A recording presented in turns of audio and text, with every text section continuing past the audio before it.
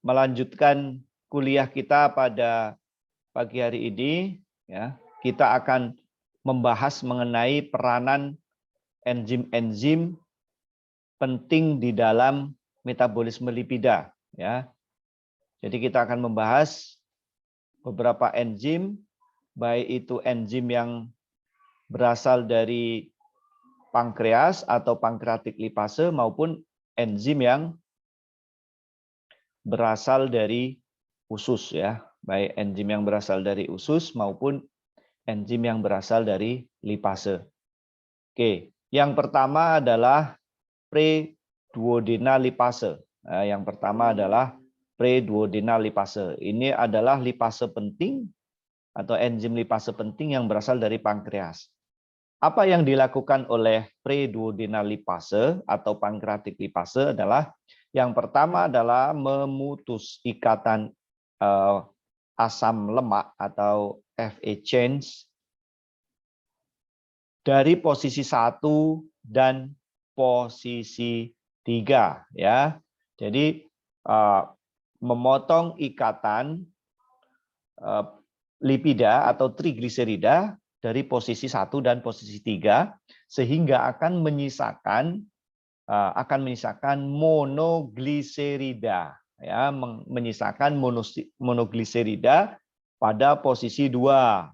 Ya, jadi monogliserida pada posisi 2 yang disisakan dari kerja pro-duodenal lipase akan menghasilkan 2 asam lemak, ya, 2 asam lemak. 2 asam lemak ini berasal dari mana? Yaitu asam lemak pada posisi dari gliserol C nomor 1, ya, dan gliserol C nomor 3 karena dia akan menghasilkan, dia akan memutus ikatan lipida pada posisi 1,3 sehingga hasilnya adalah monogliserida pada posisi 2 Mg atau 2 monogliserida dan 2 asam lemak. Nah, itu adalah kerja dari pre-duodenal lipase. Nah, berikutnya enzim yang berasal dari pankreas adalah kolesterol esterase. Nah, berbeda antara pro-duodenal lipase dengan kolesterol esterase. Untuk pre-duodenal lipase ini bekerja secara spesifik, sementara kolesterol esterase disebut dengan non-spesifik esterase. Kenapa? Karena dia bekerja dengan bahan baku banyak jenis asam lemak. Ya, sekali lagi, khusus pre-duodenal lipase dia hanya bekerja pada trigliserida saja, sementara kolesterol esterase bekerja untuk banyak asam lemak sehingga disebut dengan non-spesifik esterase. Apa yang dilakukan oleh kolesterol esterase adalah memotong ester kolesterol. Ya, sekali lagi, memotong ester kolesterol. Jadi menghasilkan apa? Jadi ester kolesterol dipotong menghasilkan asam lemak dan kolesterol. Ya, jadi dia akan memotong kolesterol esterase menghasilkan asam lemak dan kolesterol. Ya. Berikutnya, tugas dari kolesterol esterase adalah memutus ikatan monogliserida yang dihasilkan dari pemotongan pre-duodenal lipase, ya. Jadi tadi pre-duodenal lipase akan memotong trigliserida menghasilkan mono 2 gliserida yang kemudian menjadi bahan baku untuk kerja enzim kolesterol esterase, ya. Oke. Jadi apa yang dihasilkan pada pemotongan monogliserida adalah yang pertama adalah gliserol. Jadi monogliserida itu terdiri dari gliserol dan 1 asam lemak. Ya, cukup jelas ya. Jadi yang dihasilkan dari kerja 2 enzim ini, pre-duodenal lipase dan kolesterol esterase adalah yang pertama adalah gliserol, yang kedua adalah asam lemak. Yang ketiga adalah asam lemak dari kolesterol dan kolesterol. Ya, jadi yang dihasilkan dari kerja kolesterol esterase adalah gliserol, yang kedua asam lemak, yang ketiga kolesterol. Ya, sementara hasil yang dihasilkan oleh reaksi pre-duodenal lipase Yang pertama adalah monogliserida, yang kedua asam lemak ya. Berikutnya enzim yang ketiga yang berasal dari pankreas adalah fosfolipase A2 ya. Fosfolipase A2 ini khusus untuk memotong senyawa fosfolipid ya. Jadi fosfolipase adalah spesifik untuk memotong fosfolipid.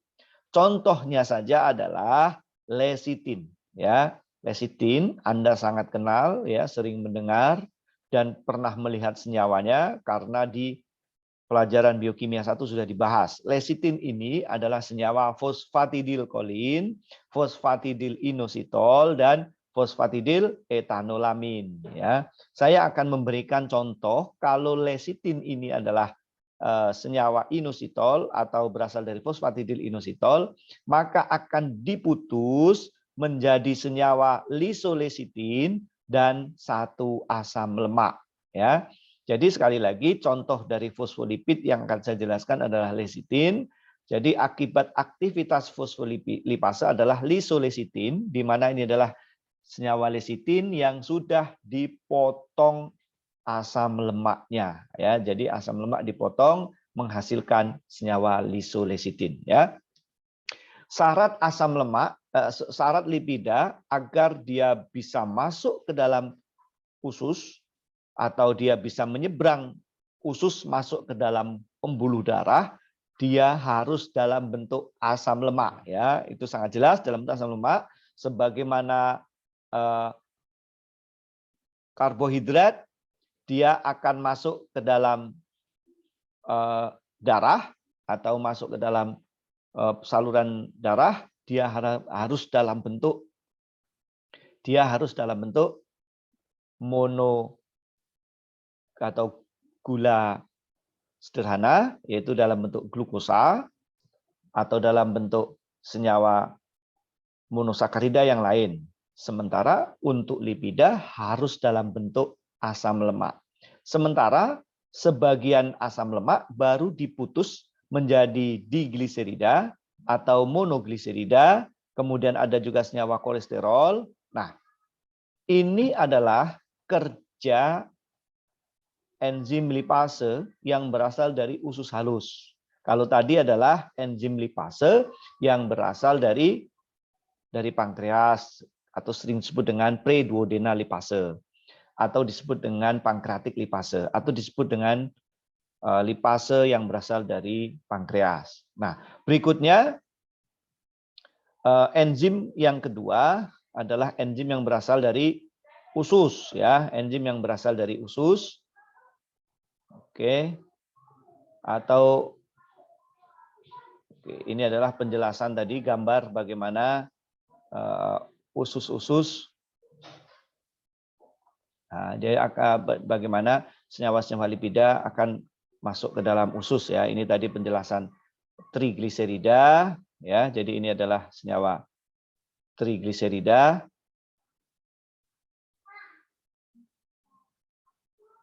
Oke, tadi kerja dari preduodenal lipase, dia akan memotong pada C1, ini ada di sini ya.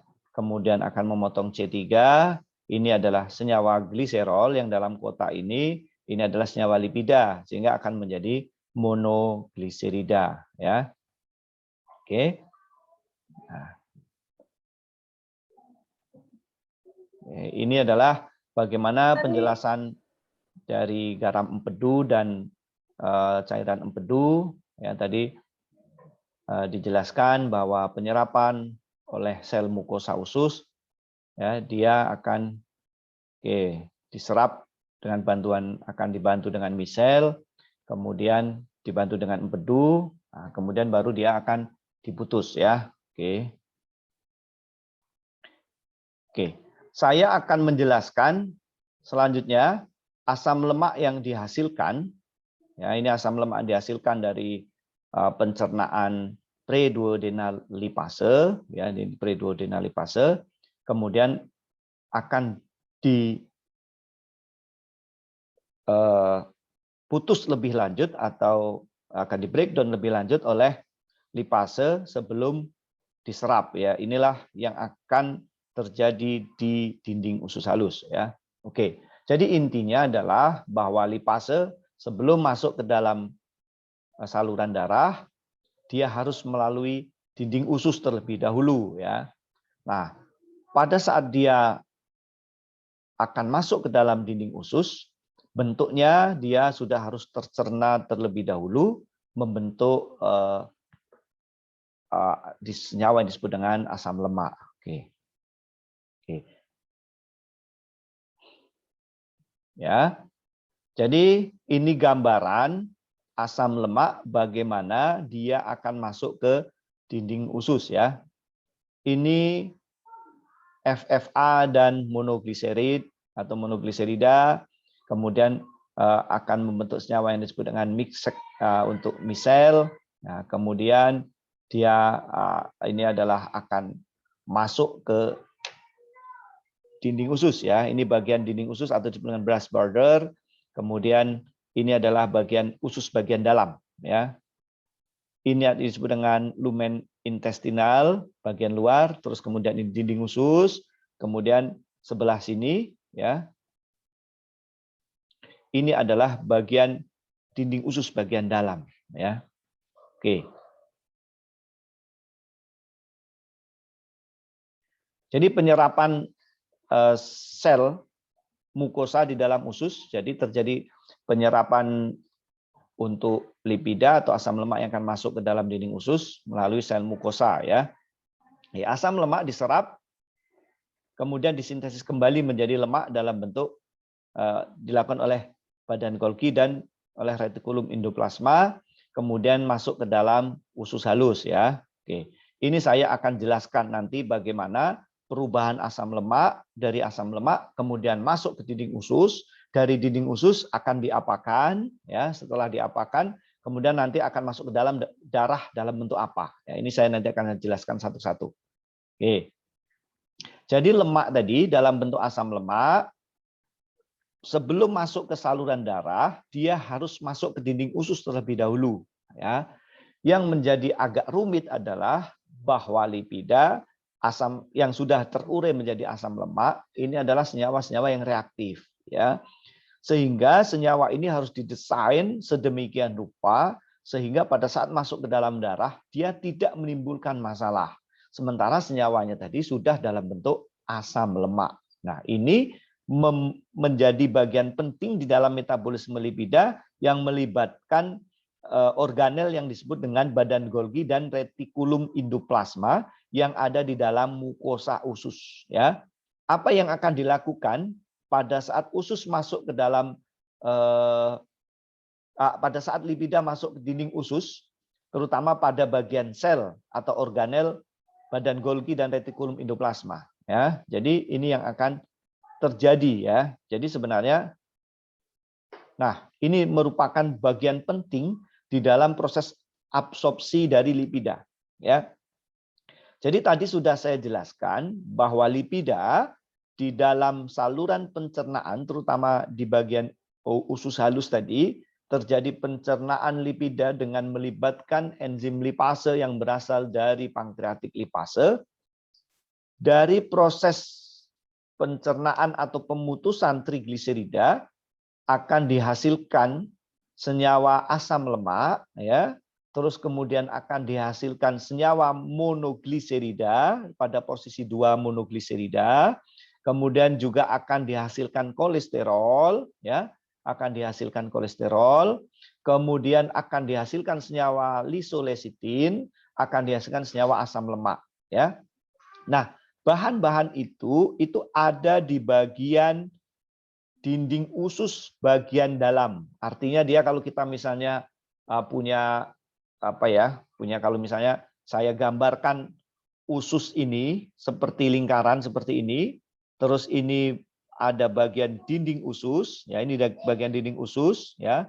Jadi usus ada bagian dinding usus. Nah, yang disebut dengan intestinal lumen ini adalah bagian sini yang saya kasih titik-titik ini. Nah, ini namanya intestinal lumen, ya. Bagian intestinal di bagian dinding bagian dalam. Nah, Kemudian yang disebut dengan intestinal wall. Intestinal wall ini adalah bagian ini. Nah, ini adalah bagian dinding usus, intestinal wall, di mana ini adalah bagian di mana asam lemak tadi yang sudah terputus-putus akan dirangkai kembali, ya, akan dirangkai kembali. Karena apa? Tadi sudah saya jelaskan, asam lemak ini adalah senyawa yang reaktif sehingga akan menyebabkan gangguan pada saat kita diangkut dengan cara sembarangan. Oke ya. Jadi ada monogliserida, kemudian ada asam lemak, ada lisolesitin. Ini akan masuk ke bagian intestinal wall atau dia akan masuk dinding usus ya, masuk dalam dinding usus di sini ya, masuk ke dalam dinding usus, ada bagian dalam. Berikutnya setelah masuk ke dinding usus, tadi ada badan Golgi, ada organel retikulum endoplasma yang akan membantu merangkai kembali monogliserida dan asam lemak atau akan membuat senyawa sehingga dua bahan ini terutama asam lemak tidak menimbulkan masalah. Oke ya. Jadi monogliserida akan masuk ke dinding usus, kemudian akan ditambah satu asam lemak sehingga akan membentuk trigliserida kembali ya. Jadi di dinding usus asam lemak akan disintesis kembali menjadi trigliserida. Oke ya, jelas. Trigliserida ini dari mana? Dari monogliserida yang berasal dari intestinal lumen yang kemudian disintesis dengan senyawa satu molekul asam lemak. Kemudian akan membentuk trigliserida. Bedanya apa? Bedanya pada trigliserida pada intestinal lumen, dia hanya dalam bentuk digliserida dan monogliserida saja. Sementara setelah masuk ke dinding usus, trigliserida akan ditambah senyawa protein, akan membentuk senyawa yang namanya kilomikron. Ya, jadi sekali lagi ini trigliserida dari intestinal wall akan ditambah protein membentuk senyawa yang disebut dengan kilomikron. Kilomikron inilah adalah senyawa atau bentuk dari pengangkutan lipida. Jadi lipida di dalam darah ini dalam bentuk kilomikron. Nah, oke. Jadi lipida di dalam darah ini dalam bentuk kilomikron. Tadi sudah saya jelaskan bahwa lipida terutama asam lemak adalah senyawa yang reaktif sehingga kalau diangkut dalam bentuk asam lemak dia akan menimbulkan masalah. Maka sebelum diangkut di dalam darah dia harus dirubah terlebih dahulu menjadi senyawa yang disebut dengan kilomikron ya. Jadi kalau ditanya lipida di dalam darah dalam bentuk apa? Dia dalam bentuk kilomikron. Oke ya. Jadi ini orang yang sering menyebut dengan Anda sudah sering mengenal sebagai kolesterol ya. Kolesterol jahat, kolesterol baik. Ini dari mana? Ya, jadi kolesterol ini ada banyak bentuknya ya. Jadi kolesterol banyak sekali bentuknya. Ya, kolesterol banyak sekali bentuknya, terutama ini adalah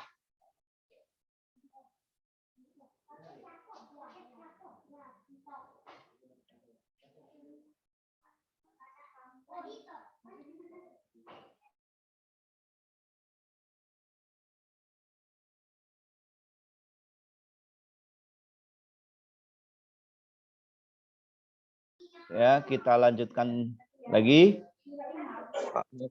Oke, sebentar ini tampilan.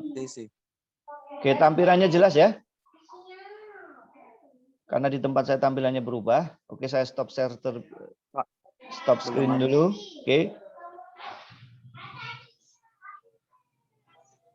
Oke, kita lanjutkan terlebih dahulu.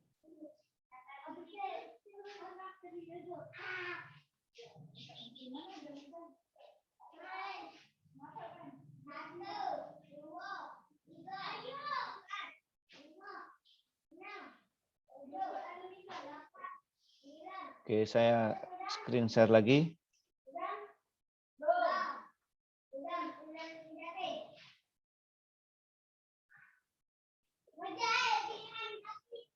Oke. Oke, sebelum saya lanjutkan mengenai bagaimana pengangkutan lipida di dalam darah, silakan kalau yang ada yang mau ditanyakan.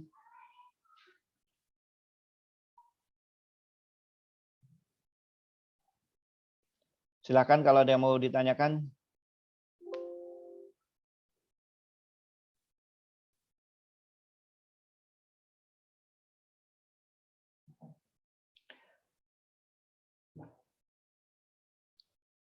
Ini ada Ade Chandra, Bambang, dan Rafika ya. Ini telat sekali dia masuknya. Oke, kita lanjutkan ya. Kalau nggak ada pertanyaan, saya akan screen share berikutnya. Kita akan lanjut lagi. Ya, kita akan lanjut. Oke ya. Nah, ini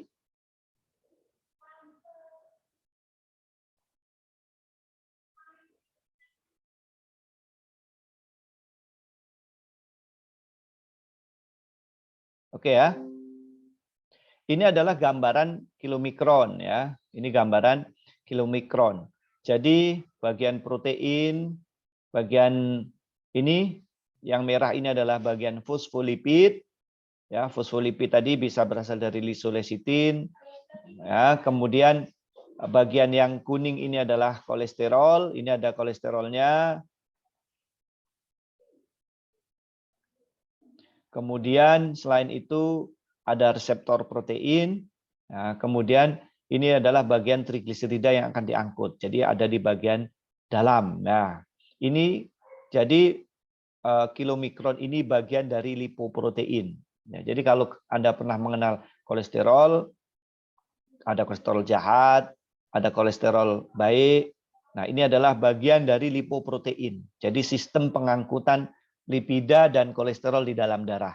Yang membedakan apa antara LDH, HDL, kemudian VLDL, ya, atau HDL, ini perbedaannya ada pada komposisinya, Jadi ada yang tinggi trigliserida, ada yang rendah trigliserida, ada yang tinggi kolesterol dan rendah kolesterol.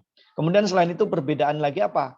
Proses pengangkutannya, ya, proses pengangkutan. Ada yang diangkut dari jaringan ke dalam darah, kemudian akan disimpan, ada juga yang diangkut dari jaringan, kemudian akan diangkut ke liver, ya. Itulah membedakan antara HDL, LDL, dan VLDL. Nah, ini senyawa yang disebut dengan lipoprotein tadi, ya. Fungsinya adalah untuk mengangkut, fungsinya digunakan untuk mengangkut kolesterol.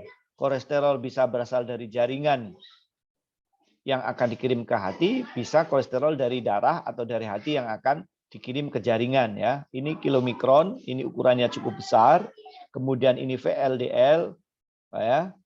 Kemudian very low density lipoprotein, VLDL itu, kemudian LDL low density lipoprotein, dan HDL atau HDL atau high density lipoprotein, ya. Nah, ini adalah bentuk-bentuk lipida ada di dalam darah. Jadi bentuknya itu dalam bentuk kilomikron, VLDL, LDL, dan HDL. Ya, ini penjelasan tadi, kilomikron kemudian membawa triasilgliserol dari sel mukosa usus ke dalam organ lain, ya, seperti jantung, otot, dan jaringan lemak, ya. Jadi fungsi dari pengangkutan kilomikron ini dalam rangka lipida tadi akan dirubah menjadi energi, ya. Jadi kilomikron ini akan membawa triasilgliserol dari sel mukosa usus ke organ, ya, ke organ seperti jantung, otot, dan jaringan lemak, ya. Kemudian triasilgliserol yang disintesis dalam hati, ya, khusus triasilgliserol yang disintesis dalam hati akan dibawa ke VLDL, ke organ lain, ya. Berikutnya, setelah mencapai organ target atau triasilgliserol akan dihidrolisis menjadi gliserol dan asam lemak, ya. Jadi maksud saya begini, tadi ada kilomikron, ya. Kilomikron ini disintesis dari lipida yang berasal dari usus, ya, yang berasal dari usus, kemudian masuk ke dalam darah, ya. Setelah masuk ke dalam darah, dia akan dibawa ke dalam sel target, ya. Sel target ini banyak, ya. Ada sel jantung, sel otot, dan sel jaringan, ya. Fungsinya apa? Fungsi utama pertama, dia akan dirubah menjadi energi, ya, melalui energi. Jadi artinya apa? Artinya sel lipida ini yang akan masuk ke dalam sel akan melalui reaksi beta oksidasi, ya, beta oksidasi. Oke, ya. Jadi sel yang membawa triasilgliserol, kemudian dia akan masuk ke dalam sel lipoprotein atau disebut dengan kilomikron, masuk ke dalam darah, kemudian akan menuju sel target. Nah, di dalam sel target inilah lipida akan dibongkar menjadi energi melalui tahapan disebut dengan beta oksidasi, kemudian hasil dari beta oksidasi akan masuk ke dalam siklus TCA. Ya. Oke, ini adalah gambaran bagaimana kinerja kolesterol tadi. Ada VLDL, kemudian ada IDL, kemudian ada HDL dan VLDL. Jadi yang membedakan adalah senyawa yang diangkut, terutama komposisi trigliserida dan kolesterol. Yang kedua adalah proses pengangkutannya kemana. Ada yang mengangkut ke jaringan, ada yang diangkut dari jaringan ke hati, ya, itu yang membedakan. Terutama, nah, ini adalah gambar bagaimana lipida di dalam darah ini, ya. Ini adalah lipida di dalam darah yang digambarkan. Ini disebut dengan kilomikron, ini disebut dengan kilomikron. Kemudian ini adalah sel target, di mana sel ini, ya, di mana sel ini adalah bagian sel yang akan menjadi target untuk dilakukan metabolisme yang ada di gambarnya warna kuning, ya. Oke, kemudian selanjutnya, tahap selanjutnya, setelah dia ketemu dengan sel target, maka tentu lipida ini akan dimasukkan ke dalam sel, ya. Oke, ini adalah sel, ya. Jadi yang berwarna kuning tadi adalah gambaran sel tadi, yang gambar sel terutama adalah bagian dari membran sel, ya, warna kuning membran sel. Oke, tahap yang pertama adalah kilomikron tadi akan masuk ke dalam membran sel, ya, membran sel, terus masuk ke dalam sitosol atau disebut dengan sitoplasma, cairan sel yang ada di bagian yang coklat ini, ya. Oke, berikutnya reaksi beta oksidasi ini terjadi di bagian mitokondria atau matrik bagian dalam, ya, matrik bagian dalam dari mitokondria. Oke. Ya, jadi matrik mitokondria di bagian dalam, ya. Nah, jadi kalau ini ada matrik, ini disebut dengan matrik bagian luar. Kemudian ada matrik bagian dalam. Ini adalah matrik bagian dalam. Terjadinya reaksi oksidasi ini terjadi di bagian matrik bagian dalam atau inner membran. Sementara tadi sudah saya jelaskan, pada saat pertama dia masuk, pada saat pertama sel tadi masuk, akan ketemu membran sel. Setelah ketemu dengan membran sel, baru dia masuk ke dalam sitoplasma. Ya, setelah masuk ke dalam sitoplasma, baru dia masuk ke dalam mitokondria. Nah, ini menjadi catatan penting di dalam metabolisme lipida. Ya, kenapa? Karena lipida tidak bisa otomatis masuk ke dalam mitokondria. Jadi sekali lagi, lipida tidak secara otomatis masuk ke dalam mitokondria. Kenapa? Karena dia merupakan molekul yang besar, ya, molekul yang besar. Sehingga dalam proses masuknya lipida ke dalam membran dalam, ini memerlukan bantuan, ya, memerlukan bantuan yang disebut dengan ini gambarannya seperti ini, ya. Ini ada sitosol. Jadi yang saya gambarkan pada poin A ini adalah sitosol atau sitoplasma. kemudian yang berwarna biru yang saya kasih kode B ini adalah membran bagian luar, kemudian yang saya kasih kode C ini adalah membran bagian dalam, ya. Oke. Jadi ada senyawa yang membantu proses masuknya lipida dari sitosol ke dalam membran luar, ya, disebut dengan fatty acid carnitin, ya. Jadi dibantu oleh enzim yang namanya carnitin asil transferase, ya. Jadi carnitin asil transferase 1 yang membantu proses masuknya lipida atau asam lemak dari membran luar ke dalam dari sitosol ke dalam membran luar, kemudian dari membran luar ke dalam membran dalam dibantu oleh enzim yang namanya carnitin asil transferase 2. Ya. Nah, ternyata proses bantuan masuknya asam lemak ke dalam sitosol oleh carnitin asil transferase 1 dan 2 ini tidak gratis, ya. Masing-masing setiap masuk dari satu membran ke membran yang lain, dia memerlukan 1 ATP, ya. Jadi dari A ke B 1 ATP, dari B ke C 1 ATP. Jadi sebelum degradasi lipida, dia sudah harus bayar 2 ATP. Ini menjadi penting, kenapa? Karena pada saat nanti perhitungan ATP murni dari hasil degradasi beta oksidasi, harus total energi akan dikurangkan 2 ATP.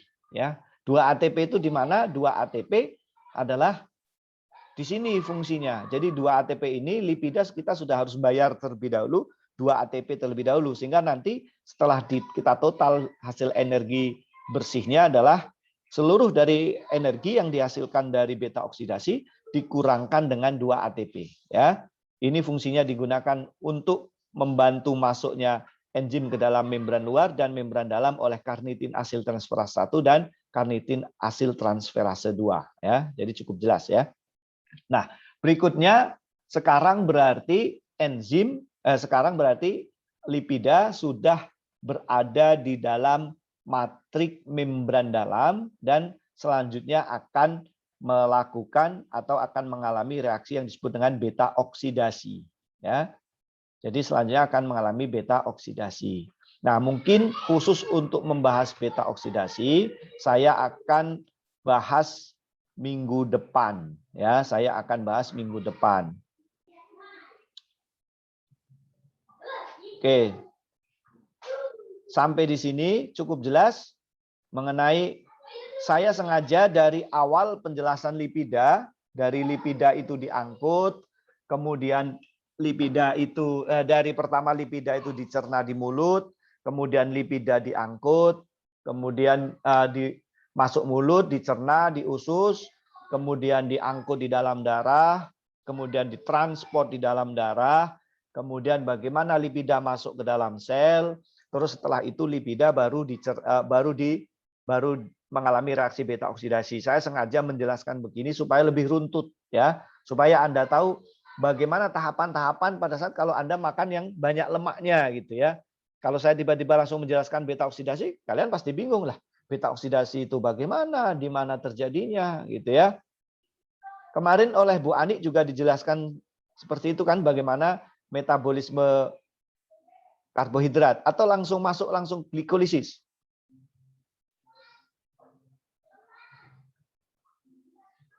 Langsung glikolisis dan langsung bingung kan, glikolisis ini bagaimana, di mana. Anda itu nggak ingat loh, ini harus melalui tahap ini dulu, tahap ini dulu, tahap ini dulu, baru di dalam sel terjadi apa itu ya. Nah, tapi sebenarnya intinya sama, ya, sama. Untuk glikolisis dan pencernaan lipida sama saja. Artinya harus mengikuti tahapan yang sama. Makanan harus dikunyah dulu, terus harus ditelan ya. Cuman bedanya tadi kalau untuk karbohidrat pencernaan sudah mulai di mulut ya. Ya. Pencernaan tadi sudah mulai di mulut, kemudian di usus itu ada enzim karbohidrat ya, lipase sama ada lipase yang berasal dari pankreas, ada yang senyawa pemutus karbohidrat atau enzim amilase dari lipase, terus ada juga amilase yang ada dari usus ya. Tapi bedanya harus memutus polisakarida menjadi monosakarida. Oke, sampai di sini ada pertanyaan? Ini di ruang tunggu masih ada berapa mahasiswa? Sebentar. Saya tutup dulu screen share-nya.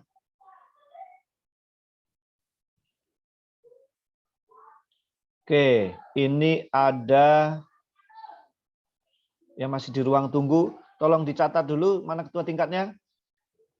Ini sangat terlambat, sudah 30 menit. Ada Bambang Rahmono, ada Febiola Atikasari, Fitri Azahra. Tolong nanti kirimkan ke saya ya di WA ya yang enggak masuk ini ya.